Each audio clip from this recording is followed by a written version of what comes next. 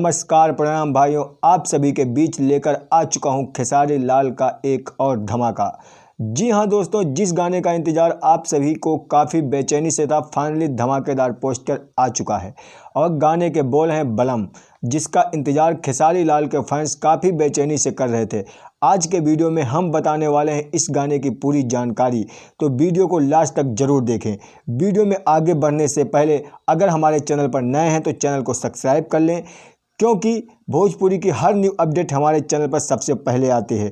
और वीडियो को एक प्यारा सा लाइक कर दें। अगर आप भी खेसारी लाल यादव व सपना चौधरी के गाने सुनना पसंद करते हैं तो चलिए शुरुआत करते हैं। सबसे पहले आप ये पोस्टर देख सकते हैं, जिसमें दबंग सुपरस्टार खेसारी लाल यादव काफ़ी बवाल लुक में दिखाई दे रहे हैं और इस गाने के बोल हैं बलम, जो कि एक हरियाणवी सॉन्ग है। आप सभी को बता दें कि इस गाने की शूटिंग 1-1.5 महीना पहले ही हो चुकी थी और इस गाने को लेकर काफ़ी ज़्यादा चर्चा भी हुई थी।